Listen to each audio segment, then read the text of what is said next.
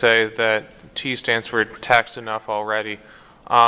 Last year in 2009, ExxonMobil paid nothing in corporate income taxes. Some of the most profitable corporations like Bank of America also paid nothing. Google paid, I believe, 2%. Do you think those are appropriate tax rates? You know, I can't address tax rates. What I can address for you is say that the American people will respond to things like that when they know things like that. And, you know, I think when you speak of a situation in isolation like that, I personally believe that's an oversimplification. When you have huge corporations creating thousands or tens of thousands of jobs across the country, that creates tax revenue. And we've been suggesting in California, which obviously went, from our perspective, a little bit crazy yesterday, we've been suggesting a corporate tax holiday to allow these companies to come in and create jobs. When jobs are created, then there are income taxes and sales taxes and real estate taxes. And so I think you take the whole thing in context. You can't just take them by what a corporation pays in taxes. We also have to remember that a lot of these corporations, their primary operations have been chased out of the United States by burdensome regulations. Over-regulation, in some cases, not necessarily the ones you described, but over-taxation.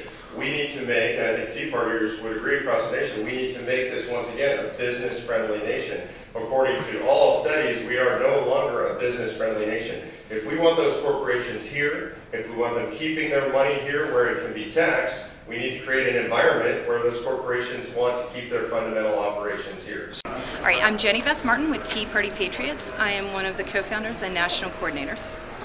Last night, Congressman Eric Cantor, possibly incoming majority leader, said that one of the first things Republicans should do with their new Tea Party-backed majority is to defund financial regulatory reform. What do you think about that? I have no idea.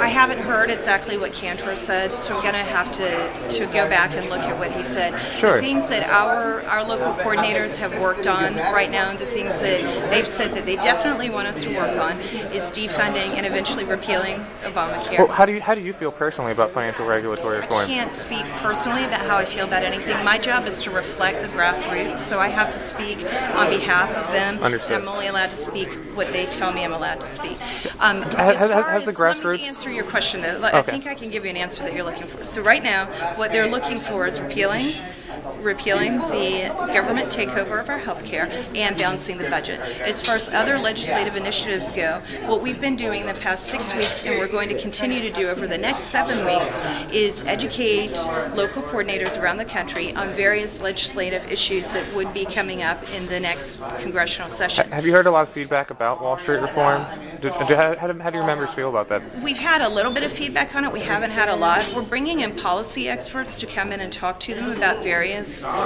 positions. I have heard and had people ask us to have some people come in and talk about Wall Street reform. I believe that's one of the things we're going to add to our list of topics. And once they evaluate the legislation or evaluate the policies that are in place today, then they will collectively decide, is this a piece of legislation we want to take on or not.